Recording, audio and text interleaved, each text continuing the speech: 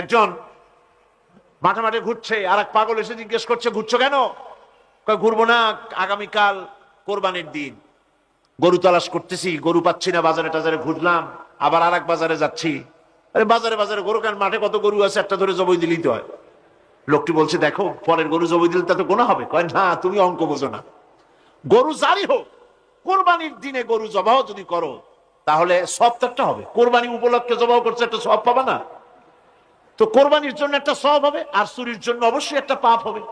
কোরবানি যখন দিবা তো কোরবানির সব আর চুরির পাপ ভগ্নাংশের মতো কাটাকাটি হয়ে যাবে, গোশত খাবা ফাও। তো মানুষের অবস্থা তো তাই হয়েছে। মানুষের অবস্থা হয়েছে, শবে বরাতে সারা রাত জাগবো, কান্দাকাটি করবো, ফাও ফাও গুনাহ মাফ হয়ে যাবে, আর গোশত রুটি তো আসি, যদ্দূর পারলাম খাইলাম। পরের দিন ডু ফুর্তি, নো চিন্তা। নাউযুবিল্লাহি মিন যালিক। এই কান্দারও দাম নাই, আর এই ধরনের রাত জাগারও দাম নাই, এই ধরনের ইবাদত করেও দাম নাই। ইবাদতটা হচ্ছে জীবনের সব ক্ষেত্রে ইবাদত করতে হবে। ইবাদত সম্পর্কে মিস ইন্টারপ্রিটেশন যেটা এসেছে, ভুল অর্থ যেটা এসেছে, সেই ভুল অর্থের কারণে মানুষ শুধু মনে করে নামাজ রোজা হজ যাকাতই শুধু ইবাদত না। ইবাদত হচ্ছে জীবনের সকল ক্ষেত্রে গোলামিটা হতে হবে আল্লাহ পাকের সব জায়গায়। পার্লামেন্টে গোলামি হবে কার? কোর্ট কাছারিতে কার? অফিস আদালতে কার? স্কুলে কলেজে কার? খেতে খামারে কার? রান্নাঘরে, নিজের ঘরে, পরিবারে, সব জায়গায় আনুগত্য কার? কেবলমাত্র আল্লাহ সুবহানাহু ওয়া তাআলার হুকুম অনুযায়ী জীবন পালন করার নামই হচ্ছে ইবাদত। এই ইবাদত, নামাজ পড়ার নাম ইবাদত, নামাজ না পড়ার নামও ইবাদত। রোজা রাখার নামও ইবাদত, রোজা না রাখাও ইবাদত। এখন আপনারা বলতে পারেন, যেটা ঠিক, কি আশ্চর্য কথা শুনাইলেন। নামাজ পড়া তো ইবাদত, নামাজ না পড়া আবার কোন দেশে ইবাদত? রোজা রাখা তো ইবাদত, রোজা না রাখা কোন দেশে ইবাদত? মূল কথা হচ্ছে, 5 ওয়াক্ত নামাজ সময় মতো পড়বেন, তা তো আপনার ইবাদত হবে। কিন্তু সূর্য উদয়ের সময়, সূর্য ঠিক মাথার উপরে থাকার সময়, সূর্য ঠিক অস্তগামী হওয়ার সময় নামাজ পড়া জায়েজ নাই, সেজদা করা জায়েজ নাই, হারাম করা হয়েছে। সুতরাং এই 3 সময় নামাজ না পড়াটাই ইবাদত। সারা বছর রোজা রাখবেন, ইবাদত হবে। কিন্তু 2 ঈদের 5 দিন রোজা রাখা হারাম করা হয়েছে, ওই 5 দিন রোজা না রাখাটাই, তার অর্থ হলো জীবনের সমস্ত কাজটাই হলো ইবাদত হবে, যদি মুসলমান আল্লাহর হুকুম মাফিক তার জীবনকে পরিচালনা করে। আপনার চোখের চাহনিটাও তো ইবাদত হবে। সুবহানাল্লাহ। এই চোখ দিয়ে গুনাহ কামাই করা যাবে, আবার এই চোখ দিয়ে সওয়াব কামাই করা যাবে। যদি কোনো সন্তান তার মা বাবার দিকে ভক্তির নজরে, মহব্বতের নজরে যদি তাকায়, নবীজি বলেছেন একটা কবুল নফল হজের সওয়াব আমলনামায় লেখা যাবে। সাহাবীরা প্রশ্ন করেছেন, যদি কেউ 100 বার তাকায় তো কি হবে? নবীজি বলেছেন, আল্লাহ রাব্বুল আলামিনের নিয়ামতের ভান্ডার অফুরন্ত নিয়ামতের, সেখানে কোনো অভাব নাই। যদি কোনো বান্দা যদি তার মা বাপের দিকে দৈনিক 100 বার তাকায়, তো ওই বান্দার আমলনামায় 100 কবুল নফল হজের সওয়াব লেখা যাবে। তাহলে দেখা গেল চোখের চাহনি আপনার ইবাদত, আপনার ঘুম ইবাদত, আপনার চাকরি ইবাদত, আপনার ব্যবসা বাণিজ্য ইবাদত। তার মানে হলো আল্লাহর গোলামি, আল্লাহর হুকুম অনুযায়ী কাজ করার নামই হচ্ছে ইবাদত। ইয়াকা না'বুদু ওয়া ইয়াকা নাস্তাঈন। আল্লাহ তাআলা একমাত্র তোমার গোলামি করি, তোমারই আনুগত্য করি, তুমি ছাড়া কারো গোলামি করি না, তুমি ছাড়া কারো গোলামি করি না। এখন দোকানদার নামাজের মধ্যে পড়লো ইয়াকা না'বুদু। ইয়াকা না'বুদু, না'বুদু শব্দটা হচ্ছে মুজারের সিগা। এর মধ্যে 2টা কাল পাওয়া যায়, বর্তমান আর ভবিষ্যৎ, 2টি কাল পাওয়া যায়। না'বুদু এই শব্দ দিয়ে বোঝানো হচ্ছে কি, আল্লাহ পাক এই নামাজের ভিতরে যেমন তোমার হুকুম পালন করে নামাজ আদায় করছি, যেমন নামাজের ভিতরে কিছু খাওয়া যায় না, বাইরে খাওয়া জায়েজ ছিল, নামাজ পড়ছি বলে খানাটা আমার জন্য হারাম হয়ে গেছে। কথা বলা জায়েজ ছিল, নামাজের ভিতরে কথা বলা হারাম করে দিলাম। এদিক ওদিক তাকানো জায়েজ ছিল, নামাজের ভিতরে এদিক ওদিক তাকানো বন্ধ করে দিলাম। তার মানে আমার জন্য চিরস্থায়ী, সব সময়ের জন্য আমার জন্য হালাল করে দেওয়া জিনিসগুলি এই নামাজের ভিতরে অল্প সময়ের জন্য হারাম করে প্রমাণ করে দিলাম। মাবুদ গো, এই নামাজের পরে চিরস্থায়ী হারামগুলি এইভাবে আমার জন্য হারাম করে নেব। ইয়াকা না'বুদু, নামাজটা পড়ছি যেভাবে করে, নামাজের বাইরে জীবন চালাবো সেইভাবে করে। সেজদা দিলেই তো সওয়াব হয়, সেজদা দিলে কি হয়? সওয়াব হয়। যদি কেউ 5-6টা সেজদা দিয়ে দেয় এক রাকাতের মধ্যে তো কি হবে? যদি কেউ নামাজ পড়লে তো সওয়াব হয়, ফজরের নামাজ যদি 4 রাকাত পড়ে তো কি হবে? মাগরিবের নামাজ যদি 2 রাকাত পড়ে অথবা 4 রাকাত পড়ে তো কি হবে? ইচ্ছে করে যদি এভাবে করে, ভুল করবে নয়, ইচ্ছে করে যদি করে, তাহলে আল্লাহর আইনের সঙ্গে বিরোধিতা করছে বলে সে বিদ্রোহী হিসাবে প্রমাণিত হবে। সুতরাং কথা হচ্ছে নামাজের ভিতরে আয় আল্লাহ পাক ইয়াকা না'বুদু, এই নামাজের ভিতরে তোমার হুকুম মেনে যেভাবে নামাজ আদায় করি, নামাজের বাইরের জীবনটাও তোমার হুকুম মেনে পালন করব। এটাই হচ্ছে ইবাদতের মূল থিম, মূল আইডিয়া, মূল ফিলোসফি। নামাজ ইবাদত করতে হবে জীবনের সব ক্ষেত্রে। নামাজের ভিতরে বললাম ইয়াকা না'বুদু, দোকানদার, এই লোকটা কি ঘি বিক্রি করবে, ঘি আনছে দোকানে, তারপরে নামাজ পড়তে দাঁড়িয়েছে, দোকানের পেছনে ছোট্ট ঘর আছে, নামাজ পড়তে দাঁড়িয়েছে, শুরু করে দিল আল্লাহু আকবার, আলহামদুলিল্লাহি রাব্বিল আলামিন আর রহমানির রহিম মালিকি ইয়াউমিদ্দিন ইয়াকা না'বুদু ওয়া ইয়াকা। তাড়াতাড়ি পড়তে হবে যেহেতু খরিদ্দার আসতেছে। খরিদ্দার 2-4 জন ভিড় জমায়েছে, নামাজ ছেড়ে দিয়েছে। কর্মচারীকে ডাকছে, শোন, ভিতরে আসলো। আমি তো কেবল খাঁটি ঘি নিয়ে আসছি, ওর মধ্যে তো ভেজাল দিই নাই। তাড়াতাড়ি করে ওর মধ্যে যা দিয়ে ভেজাল দিতে হয় ভেজাল দিয়ে ঠিক মতো দিয়া তারপরে বিক্রি করবি। 100 টাকা কিনছিস, 250 টাকা করে বিক্রি করবি। আল্লাহু আকবার, রহমানির রহিম মালিকি ইয়াউমিদ্দিন ইয়াকা না'বুদু ওয়া ইয়াকা। এটা নামাজ হইল? কর এই নামাজের আল্লাহর কোনো দরকার আছে? কোনো দরকার নেই। ইবাদত তো হবে নামাজ যার হুকুমে, ব্যবসা তার হুকুমে। নামাজে সেজদা দিব যার হুকুমে, রোজা রাখবো তার হুকুমে, নামাজ পড়বো যার হুকুমে, অর্থনীতি চালাবো তার হুকুমে, নামাজ পড়বো যার হুকুমে, আমার দেশের কলকারখানা চলবে, নামাজ পড়বে যার হুকুমে, পার্লামেন্ট চলবে তার হুকুমে, নামাজ পড়বো যার হুকুমে, রাজনীতি চলবে তার হুকুমে। এর উল্টা পাল্টা যদি হয় মুসলমান মানতে পারে কখনই। সুতরাং মুসলমানকে আনুগত্যের মস্তককে অবনত করে দিতে হবে আল্লাহ পাকের সামনে। আল্লাহর সঙ্গে আর বান্দার সঙ্গে হক আছে। বান্দার উপরে আল্লাহর হক এবং আল্লাহর উপরে বান্দার হক কি, এ ব্যাপারে একটি হাদিস আপনাদেরকে শোনানো যায়। হাদিসটি হচ্ছে ওয়ান মুআজ বিন জাবাল রাদিয়াল্লাহু তাআলা আনহু قال كنت رديف النبي صلى الله عليه وسلم على حمار فقال لي يا معاذ أتدري ما حق الله على العباد وما حق العباد على الله। হযরত মুআজ বিন জাবাল রাদিয়াল্লাহু তাআলা আনহু বলেন যে আমি রাসূল করিম সাল্লাল্লাহু আলাইহি ওয়াসাল্লামের পেছনে তার গাধায় সওয়ার ছিলাম। তিনি আমাকে জিজ্ঞেস করলেন, মুআজ তুমি কি জানো বান্দার উপরে আল্লাহর হক কি এবং আল্লাহর উপরে বান্দার হক কি? তিনি বললেন, আল্লাহু ওয়া রাসূলুহু আ'লামু, আল্লাহ এবং তার রাসূল খুব ভালো করে জানেন। রাসূল করিম সাল্লাল্লাহু আলাইহি ওয়াসাল্লাম জবাব দিলেন, ক্বালা হাক্কুল্লাহি আলাল ইবাদ আন ইয়াবুদুহু ওয়া লা ইউশরিকু বিহি শাইআ ওয়া হাক্কুল ইবাদি আলাল্লাহ আন লা ইউআযযিবু মান লা ইউশরিক বিহি শাইআ। আল্লাহর নবী বলেন, বান্দার উপরে আল্লাহর উপরে বান্দার হক হতেছে, আল্লাহর উপরে বান্দার হক হতেছে বান্দা আল্লাহ পাকের ইবাদত করবে, আল্লাহর গোলামি করবে, আল্লাহর আনুগত্য করবে, দাসত্ব করবে। সেই আনুগত্য, ইবাদত আর গোলামির ভিতরে কাউকে শরীক স্থাপন করবে না। বান্দার উপরে আল্লাহর হক হতেছে যেই বান্দা আল্লাহ পাকের ইবাদত করবে, গোলামি করবে, আর কোন শিরক করবে না, কিয়ামতের দিন ওই বান্দা সম্পর্কে আল্লাহর হক হবে বান্দাকে জাহান্নামের আগুন আল্লাহ পাক হারাম করে দিয়ে তার জান্নাত দিয়ে দিবেন। এটাই হলো বান্দার উপর আল্লাহ পাকের হক। সুতরাং ইবাদত হবে সলিড কার জন্য? আল্লাহ পাকের জন্য। জোরে বলেন কার জন্য? একমাত্র, কেবলমাত্র, শুধুমাত্র আল্লাহ পাকের জন্য গোলামি হবে। সেই গোলামির কথাটাই আমরা কোরআনে কারীমের মধ্যে সূরা ফাতিহায় প্রত্যেক দিন প্রতি রাকাতে আমরা পড়ি, ইয়্যাকা না'বুদু ওয়া ইয়্যাকা নাস্তাঈন। আয় আল্লাহ তাআলা, কেবলমাত্র তোমারই ইবাদত করি, কেবলমাত্র তোমারই দাসত্ব করি, আর কারো আনুগত্য দাসত্ব করি না। এই গোলামি, এই দাসত্ব আল্লাহ পাক আমাদেরকে করার তৌফিক দান করুন। আমরা বলি আমিন।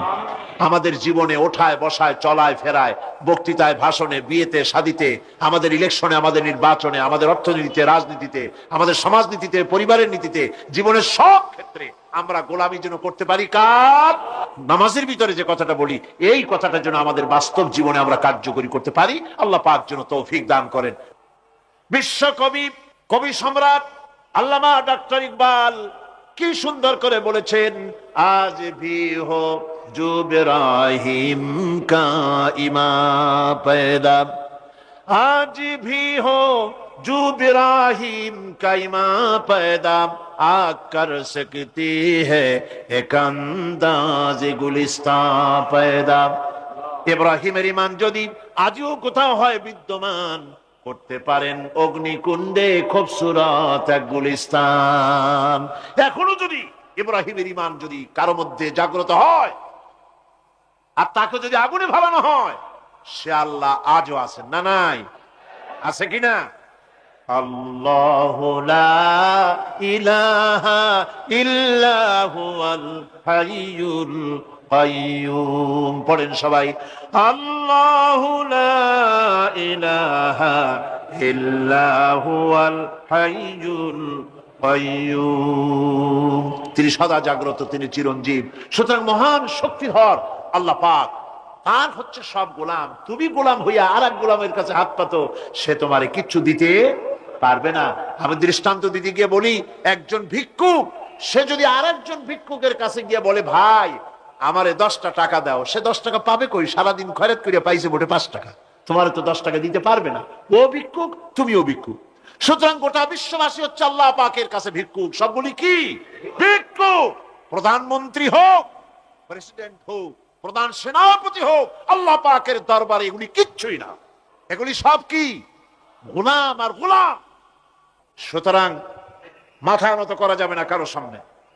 এই প্রকৃতি, এই নেচার শেখাচ্ছে একজন আছেন, সেটাকে বুঝতে হবে। বোঝার জন্য আল্লাহ কি দিয়েছেন?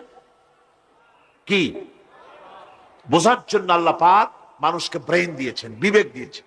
শোনার জন্য কান দিয়েছে, দেখার জন্য চোখ দিয়েছে। আল্লাহ পাক বলছেন, লাহুম কুলুবুন লা ইয়াফকাহুনা বিহা ওয়া লাহুম আয়ুনুন লা ইউবসিরুনা বিহা ওয়া লাহুম আযানুন লা ইয়াসমাউনা বিহা উলাইকা কাল আনআম বাল হুম আযাল উলাইকা হুমুল গাফিলুন। আমি যাদেরকে কান দিয়েছিলাম, কলব দিয়েছিলাম, বিবেক দিয়েছিলাম, বিবেক দিয়ে সব বুঝলো, কিন্তু আমারে বুঝলো না। বিবেক দিয়া সব বুঝলো, বিবেক দিয়া সমস্ত জিনিস, নিজের স্বার্থের জিনিসগুলি বুঝলো, কিন্তু আল্লাহকে বুঝলো না।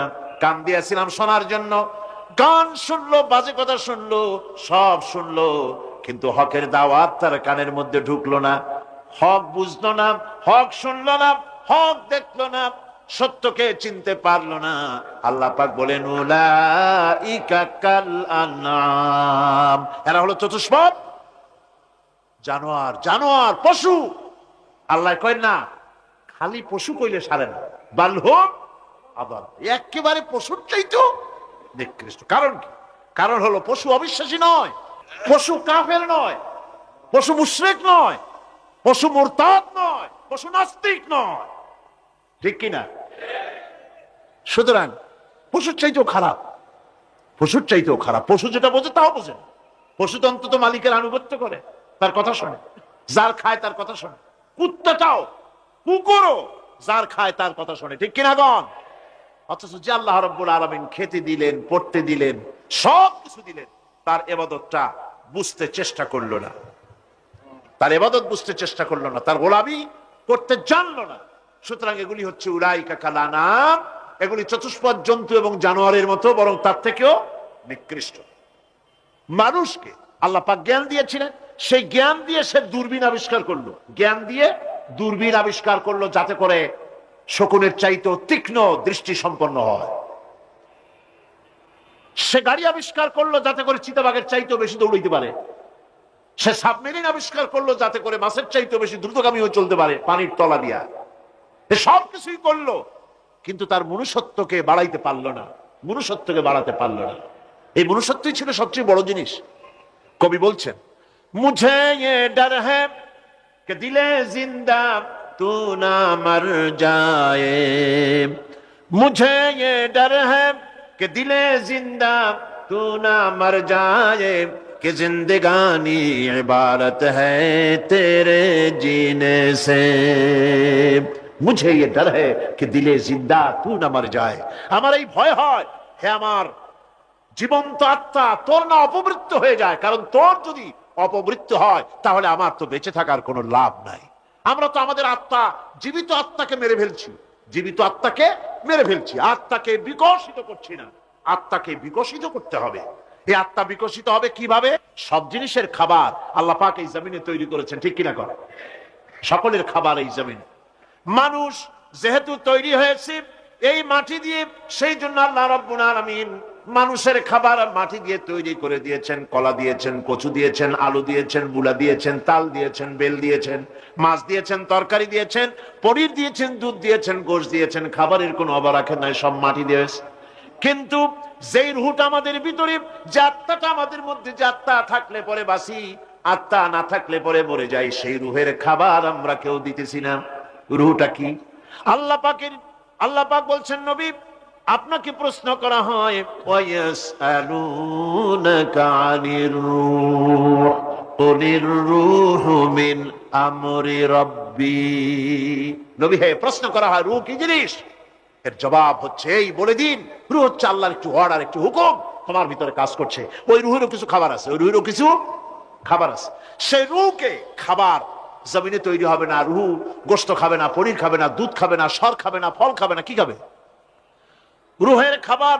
যেহেতু রূহ এই পৃথিবীতে তৈরি হয় নাই, রূহ এসেছে আলমে আরওয়াহ থেকে, সেজন্য রব্বুল আলামিন রূহের খাবার পাঠিয়েছেন লৌহ মাহফুজ থেকে। আল্লাহ পাক কোরআনে কারীমকে রূহের খোরাক করে পাঠিয়েছেন। রূহকে যদি বাঁচাতে চান তাহলে তার একমাত্র খাদ্য হতেছে তেলাওয়াতে কোরআন। তেলাওয়াতে কোরআন যত তেলাওয়াত করবেন ততই মজা লাগবে। সুবহানাল্লাহ, কোন সুবহানাল্লাহ। একটু হারাম শরীফ থেকে বেড়ায় আসেন। টাকা পয়সা যাদের আছে তাদের বলছি, পয়সা করি যাদের আছে, সিঙ্গাপুর বেড়ায়। আরে সিঙ্গাপুর বেড়ায় করবা কি? মার্কেটিং ছাড়া আর কিছুই নেই। সিঙ্গাপুর, ব্যাংকক, হংকং এই সমস্ত জায়গায় ঘুরে টুরে আসে, খুব দেখে আসছে। টাকা নষ্ট করে লাভ নাই, বরং পয়সা করি যদি আল্লাহ দিয়ে থাকেন হস্ত করবেনই।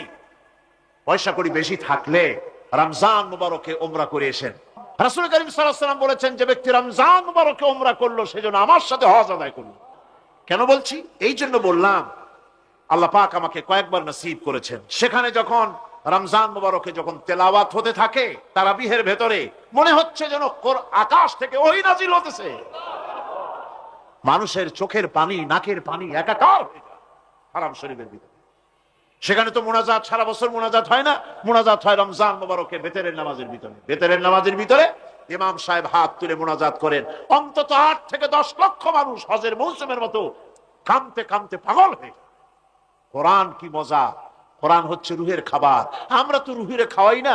ঘোড়ার উপরে চড়ি, গাধার উপরে চড়ি, ঘোড়ারে গাধারে জন্মের মতো মোটেই খাইতে দেই না, নিজে খাই জন্মের মতো। খাইয়া ঘোড়ারে খাইতে দেওয়া হয় না, গাধারে খাইতে দেওয়া হয় না। ফলে ওর উপরে যখন সওয়ার হয় তখন ঘোড়া গাধা না খাইতে খাইতে একদিন 4 ঠ্যাং 4 দিকে দিয়া জায়গায় সিটে মরা ছাড়া আর কোনো পথ থাকে না। আমাদের মানুষেরা খায় কি? সুবহানাল্লাহ। এই যে শবে বরাত আসতেছে, কি যে খাবে! দিশা আগের থেকে লিস্ট তৈরি হয়ে যায় কতটা আইটেম তৈরি করা হবে। রমজান মাসে আল্লাহ একটু কম টম মান্দায় খাবে, একটা রমজান মাস আল্লাহ দিলেন। সেই রোজার মাসে যে সারাদিন খায় না, এটাকে উসুল করে ইফতারের সময় সে যে কত খাবার, চোখ ছানা বড় হয়ে যাবে দেখুন। পেঁয়াজি, বেগুনি, হালিম, শরবত, তরমুজ, বেল, কলা, কচু, না কি খাইতে খাইতে মাগরিবের রক্ত শেষ। কয় ভাই নামাজটা কোন রকম পড়ে আসি, তারপরে খাবো না। আবার গেল নামাজ পড়তে, আবার এসে খাইলো, খাইয়া তারপরে আবার ভাত খাইলো। কেমনে যে খায় আল্লাহ জানে, গলায় আঙ্গুল দিলে পাওয়া যায়। এরকম খাইয়া তারপরে তারাবি পড়তে দাঁড়ায় না। জনমের মতো খাইলে পরে তো অলস হবে শরীর। তারাবি পড়তে দাঁড়াইছে, লম্বা কেরাত হচ্ছে, উনি রুকুতে আছে, ইমাম সেজদায় চলে গেছে, ওনার খবর নেই।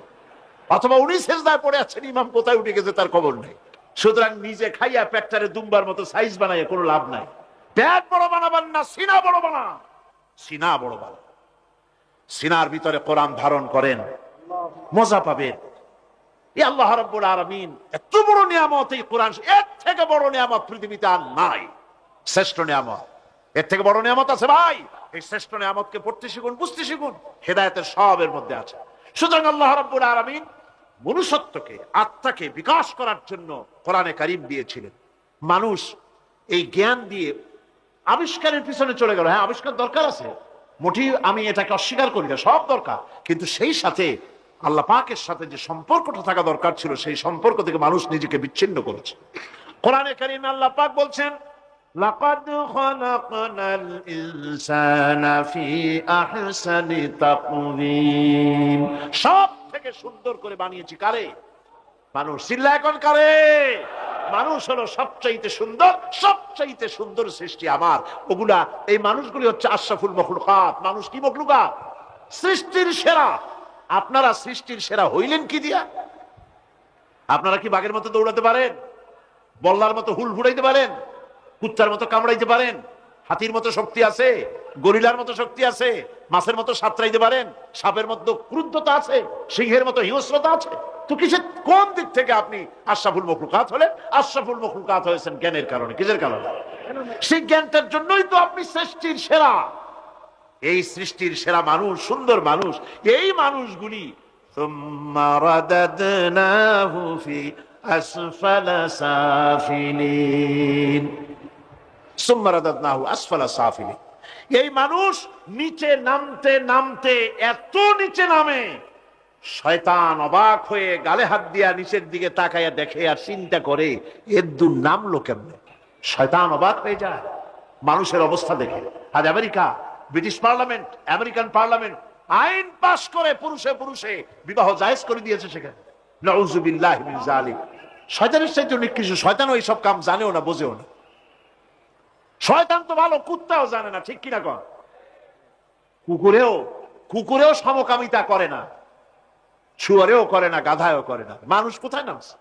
এই মানুষ সৃষ্টির সেরা বানিয়েছিলাম, শয়তানের চাইতে নিকৃষ্ট হয়ে গেল। আল্লাহ পাক বলেন, ইল্লাল্লাযীনা আমানু ওয়া আমিলুস সালিহাতি ফালাহুম আজরুন গায়রু মামনুন। কিন্তু যারা ঈমান এনেছে, আমলে সালেহ করেছে, তাদের জন্য রয়েছে অপুরন্ত পুরস্কার। এই অপুরন্ত পুরস্কার আল্লাহ রাব্বুল আলামিন দান করবেন যারা নাকি মুমিন বান্দা, যারা নাকি ইবাদত করবে তাদের জন্য। এখন আমি আপনাদেরকে বলতেছিলাম যে ইবাদত গোলামি অর্থে, এর গোলামির পূর্ণ অর্থ সেটা হচ্ছে যে ব্যক্তি, পরিবার, সমাজ, রাষ্ট্র, জীবনের সকল ক্ষেত্রে গোলামি করতে হবে কার? আল্লাহ পাকের। এই ইবাদত শব্দটাকে কোরআনে কারিমে কয়েকটা অর্থে ব্যবহার করা হয়েছে, সে অর্থগুলি আমাদের জানা দরকার। যেমন ইবাদত এবং দাসত্ব অর্থে আল্লাহ পাক বলছেন, থুম্মা আরসালনা মূসা ওয়া আখাহু হারুনা বিআয়াতিনা ওয়া সুলতানিম মুবিন। অথবা মূসা এবং তার ভাই হারুনকে আমার নিদর্শন দিয়ে, তাদেরকে সুস্পষ্ট রূপে প্রমাণ সহ ফেরাউন এবং তার সভাসদের কাছে আমি পাঠিয়ে দিলাম। তারা যখন তাদের কাছে গিয়ে দ্বীনের দাওয়াত দিল, তখন তারা কি বলল? ফাকালু আনুমিনু লিবাশারাইনি মিসলিনা ওয়া কওমুহুমা লানা আবিদুন। আমি যখন তাদেরকে পাঠালাম, তারা যখন দ্বীনের দাওয়াত দিলেন, ইবাদতের দাওয়াত দিলেন, তখন তারা বলল, আমরা কি এমন আমাদেরই মতো দুজন মানুষের আনুগত্য করব? এখানে আবিদুন অর্থাৎ দাসত্ব, আমরা কি তার দাসত্ব করব? এই দাসত্ব একমাত্র আল্লাহরই হতে পারে, আর কারো হতে পারে না। সেজন্য কোরআনে কারীম অন্যত্র বলছে, ইয়া আইয়ুহাল্লাযীনা আমানু কুলু মিন তাইয়্যিবাতি মা রাযাকনাকুম ওয়াশকুরু লিল্লাহি ইন কুনতুম ইয়্যাহু তা'বুদুন। হে ঈমানদারেরা, তোমরা যদি আমার ইবাদত করো, তবে আমি তোমাদেরকে যে সব পবিত্র জিনিস দান করেছি তা খাও এবং আল্লাহর শুকর আদায় করো। তো ইবাদত আল্লাহ পাকের করলে আল্লাহ পাক তাদেরকে খেতে দিবেন, পড়তে দিবেন, সবকিছু আল্লাহ পাক করে দিবেন। তো আল্লাহ পাকের ইবাদত করতে হবে, আল্লাহ পাকের উপর ঈমান আনতে হবে, আর তাগুতকে অস্বীকার করতে হবে। অন্য আরেকটি আয়াতে কথাটা এভাবে এসেছে, ফামান ইয়াকফুর বিত্তাগুতি ওয়া ইউমিন বিল্লাহি ফাকাদ ইসতামসাকা বিল উরওয়াতিল উসকা লা ফিসামা লাহা ওয়াল্লাহু সামিউন আলীম। যে ব্যক্তি তাগুতকে অস্বীকার করলো, ওয়া ইউমিন বিল্লাহ, এবং আল্লাহর উপর ঈমান এনেছে, ফাকাদ ইসতামসাকা বিল উরওয়াতিল উসকা, সে এমন এক মহান অবলম্বন ধারণ করলো যে কোনো জিনিসই তাকে বিচ্ছিন্ন করে দিতে পারবে না। এমন এক মহান অবলম্বন ধারণ করেছে। সুতরাং আল্লাহর উপর ঈমান আনতে হবে, তাগুতকে অস্বীকার করতে হবে। ইবাদত জীবনের সকল ক্ষেত্রে করতে হবে কার? আল্লাহ পাক। কোরআনে কারীম বলছে, এর আগে আমি প্রথমে শুনিয়েছি, সমস্ত নবীরা, আম্বিয়া আলাইহিস সালাম, তারা তার নিজের জাতিকে গোলামির জন্য দাওয়াত দিয়েছেন। আল্লাহ পাকের বলেছেন আমার জাতি, একমাত্র নবী মুহাম্মদ রাসূলুল্লাহ সাল্লাল্লাহু আলাইহি ওয়াসাল্লাম আমার জাতি, তিনি বলেন নাই। তাকে দিয়ে আল্লাহ পাক বলেছেন, ইয়া আইয়ুহান নাসু উবুদু রাব্বাকুমুল্লাযী খালাকাকুম ওয়াল্লাযীনা মিন ক্বাবলিকুম লাআল্লাকুম তাত্তাকুন। রাব্বাকুম উবুদু রাব্বাকুম আয় আতিউ রাব্বাকুম, গোলামি করো, আনুগত্য করো, দাসত্ব করো তোমার সেই প্রভুর, সেই রবের, যিনি তোমাকে সৃষ্টি করেছেন। তার আনুগত্য জীবনের সব ক্ষেত্রে করো। এক জায়গায় করলে হবে না, সব জায়গায় করলে হবে। আগামী রাত্রিটা হচ্ছে শবে বরাত, তাই না? বোঝেন নাকি বোঝেন না? আগামী রাত্রিটাই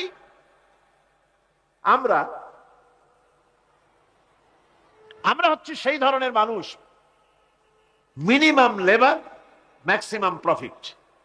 অল্প কাজ করে বেশি প্রফিট যদি করা যায়, আমরা সেই পক্ষে বেশি। শবে বরাত, শবে কদরে ইবাদত করিয়া জীবনের সব গুনাহ মাফ করাইতে চাই, আর করাইয়া মনে করলাম, বিশ্বাস করলাম যেটা এইভাবে হয়, কিন্তু পরের দিন থেকে আবার যেরকম ছিল মানুষ সেরকম হয়ে যায়। সারা রাত জাগলো শবে বরাতে, সারা রাত জাগলো। সকালবেলায় যে ব্যবসায়ী সারা রাত জাগলো, সকালবেলায় দোকানে দিয়ে ওজনে কম দেওয়ার অভ্যাসটার পরিবর্তন হইল না। যে কৃষক সারা রাত জাগলো, পরের দিন জমিনের আইল ঠেলার অভ্যেসটা পরিবর্তন হলো না। যে ব্যক্তি মিথ্যা কথা বলতো, চুরি করত, ডাকাতি করত, যে অফিসার সারা রাত জেগেছেন, পরের দিন অফিসে গিয়ে তার ঘুষ খাওয়ার বদভ্যাস থেকে তিনি নিজেকে বিরত রাখতে পারেননি। তাহলে এই শবে বরাত করে রাত জেগে ফায়দা কতটুকুন ফায়দা? হ্যাঁ, ফায়দা কিছু আছে, ফায়দা আছে।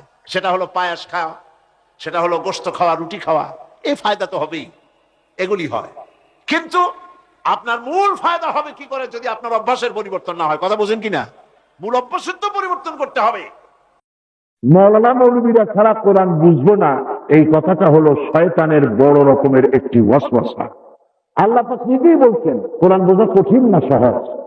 আল্লাহ জবাব দিচ্ছেন কোরআনে কারিমে, রব্বুল আলামিন বলেছেন, ওয়ালাকাদ ইয়াসসারনাল কুরআনা লিযিকর ফাহাল মিন মুদ্দাকির। কোরআন শরীফকে মানুষের কাছে মুখস্থ করার জন্য আর বোঝার জন্য আমি আল্লাহ সহজ করে দিয়েছি। আল্লাহ বলছেন সহজ করছি। আর মসজিদে বসে নামাজ পড়ে সালাম ফিরাই এক জায়গায় বসে বললাম কোরআন আমরা বুঝবো না, আসলে মুরব্বীরা কি কয় তাই শুনি। আরে বাবা, আপনার মুরব্বী যে ঠিক কথা বলতেছে সেটা বোঝার জন্য কোরআন বুঝতে হবে। মুরব্বী তো আপনাকে গাইড করতে পারে। এই জন্য কোরআন হেদায়েতের জন্য কোরআনের চাইতে বিকল্প কোনো কিতাব নাই। কোরআন আর হাদিস এই দুটোই হলো হেদায়েত পাওয়ার জন্য একমাত্র রাস্তা। সুবহানাল্লাহ ওয়া বিহামদিহি। আর কোন রাস্তা? সেই কোরআন 30 পারা, 540টা রুকু, 6666টি আয়াত, এই বিশাল কিতাব। এর মধ্যে আছে কি? একটু কিউরিসিটি হলো না, একটু আগ্রহ হলো না, যেটার মধ্যে আছে কি একটু দেখি। একদিন এই কোরআন দিয়ে মুসলমানেরা গোটা পৃথিবীর অর্ধেকটা পৃথিবীর পায়ের তলায় এসেছিল তাদের। একদিন এই কোরআন মানার কারণে তদানীন্তন সুপার পাওয়ার পার্সিয়ান এম্পায়ার এবং রোমান এম্পায়ার এসে মুসলমানদের পায়ে চুমো খেয়েছে। আর আজ সেই কোরআন আছে, প্রায় 130 কোটি মুসলমান পৃথিবীতে আছে। তারপরে বুশের জুতার বাড়ি, শ্যারনের থাপ্পড়, বাজপেয়ীর কানমলা, এগুলি মুসলমানদের সহ্য করতে হচ্ছে। এটাই হলো দুর্ভাগ্য, এটাই হলো আমাদের জন্য ট্র্যাজেডি। কোরআন মাত্র 550 আয়াত, হুকমে শরঈ। কোনটা মানবো, কি বলবো কি বলবো না, কি খাবো কি খাবো না, কি করব কি করব না, আদেশ এবং নিষেধ জাতীয় কথাবার্তা হলো 550টি আয়াত, 550 আয়াত। তাহলে বাকি 6 সহস্রাধিক আয়াত কি, এর মধ্যে আছে কি, তা জানার জন্য একটু চিন্তা হলো না। ইবাদতের অর্থটাই হলো পুরো কোরআন শরীফ বুঝে ওই অনুযায়ী জীবনকে পরিচালনা করা। আর সেই জন্য সূরা ফাতিহার মধ্যে বলতেছি প্রত্যেক দিন ইয়াকা না'বুদু, আয় আল্লাহ কেবলমাত্র তোমার ইবাদত করি, তোমার গোলামি করি। গোলামি কার করি বলেন, নামটা বলেন কার, সবাই বলেন কার? তিনি আমাদের স্রষ্টা, খালিক। এই স্রষ্টাকে চিনতেই মানুষের হয়রানি। কেউ স্রষ্টাকে চিনতে না পেরে পাহাড়কে পূজা করেছে, কেউ স্রষ্টাকে চিন্তা না পেরে আগুনের পূজা করেছে, পানিকে পূজা করেছে, কুমিরকে করেছে, এমনকি নিচে নামতে নামতে যৌনাঙ্গ পর্যন্ত পূজা করেছে। নাউজুবিল্লাহ। আমি যা বললাম এগুলি বানায় বললাম না, ঠিক বলেছি? কোথায় নেমেছে মানুষ, কোথায় নেমেছে? কোরআনে কারীম আল্লাহ পাক বলেছেন লাকাদ খালাকনাল ইনসানা ফি আহসানি তাকওয়িম, সব থেকে সুন্দর করে সৃষ্টি করেছি মানুষ, সুম্মা রাদাদনাহু আসফালা সাফিলিন। এই মানুষ নিচে নামতে নামতে এদ্দুর নামে যখন যৌনাঙ্গ পর্যন্ত পূজা করতে যায়, শয়তান চিন্তা করে যে এদ্দুর নামলো কেমনে, শয়তান নিজেও এদ্দুর নামতে পারে না। সুতরাং কোরআনে কারীম আল্লাহ পাক বলেছেন ইন্নাল্লাযীনা তাদউনা মিন দুনিল্লাহি ইবাদুন আমসালুকুম, ও পৃথিবীর মানুষেরা, আমারে বাদ দিয়া তোমরা যাদেরকে ডাকো উপকারের জন্য, তোমার মনের আশাঙ্কাঙ্ক্ষা পূরণের জন্য, যাকে আমারে বাদ দিয়া ডাকো, এরা সবগুলি তোমার মতো আমার আর একটা গোলাম। তুমি নিজে গোলাম হয়ে আর এক গোলামের কাছে হাত পাচ্ছ, ও তোমার দেবে কি? মনে করেন আপনি একজনের কাছে খরচ চাইছেন, গিয়া একটা লোকের কাছে কিছু সাহায্য চাইবেন। সে লোকটা বললো, বাবা আমি সারাদিন, আমি ভিক্ষুক, সারাদিন খরচ করে পাইছি আমি 5 টাকা, তুমি আমার কাছে 10 টাকা চাও, আমি পাবো তো? এক ভিক্ষুক আর এক ভিক্ষুকের কাছে সাহায্য চাওয়ার কোনো মানে আছে? কোনো মানে নেই। সুতরাং পৃথিবীর আল্লাহ আল্লাহু গনিয়্যুন ওয়া আনতুমুল ফুকারা, আল্লাহ হচ্ছেন সমস্ত সম্পদের মালিক আর তোমরা সব ফকিরের গোষ্ঠী। আল্লাহ পাক বলছে, কাজে আমারে বাদ দিয়ে যাদের ডাকো, চাঁদ বলো সূর্য বলো যেটাই বলো, সবগুলি তোমার মতো আমার আর একটা গোলাম। তুমিও নিজেও গোলাম, ওগুলিও গোলাম। কাজে ওগুলি তোমার কোন আশা আকাঙ্ক্ষা পূরণ করতে পারবে না। হ্যাঁ, আল্লাহ কোরআন শরীফের মধ্যে বলে দিয়েছে। আমরা বুঝি না, সেজন্যই সর্বনাশ করি। তবে কেউ যদি স্রষ্টাকে চিনতে চায়, আল্লাহ তার জন্য রাস্তা বের করে দেয়। কোরআনে আল্লাহ পাক এই থিওরিতে এভাবে বলেছেন, ওমান ইয়াত্তাকিল্লাহা ইয়াজআল লাহু মাখরাজা, কেউ যদি আমাকে ভয় করে পথ চলতে চায়, আমি তার জন্য পথকে প্রশস্ত করে দেই। দেখেন আমাদের জাতির পিতা কে কণ্ঠ, বারবার একথা আমার স্মরণ করিয়ে দিতে হয় এই জন্য যে বাংলাদেশি মুসলমানদের মাথার মধ্যে কিছু পোকা ঢুকছে জাতির পিতার ব্যাপার। আল্লাহ এই পোকাগুলি এগুলিকে শেষ করে দিন। মাথার মধ্যে যে মানুষগুলা না, মাথার মধ্যে যে পোকা ঢুকছে, পোকাগুলি আল্লাহ নামায় দিক। মিল্লাত আবিকুম ইব্রাহিম, এই মিল্লাতের পিতা হচ্ছেন ইব্রাহিম আলাইহিস সালাম। কে বলছেন? আল্লাহ পাক বলছেন। পিতা একাধিক হওয়া সুলক্ষণ না কুলক্ষণ? মুসলমানেরা একটা সাধারণ মানুষকে আবার পিতা ডাকতে যাবে, দুঃখ নাকি? মুসলমানেরা মুসলমানদের জন্য পিতা ইব্রাহিম আলাইহিস সালাম। সুবহানাল্লাহ।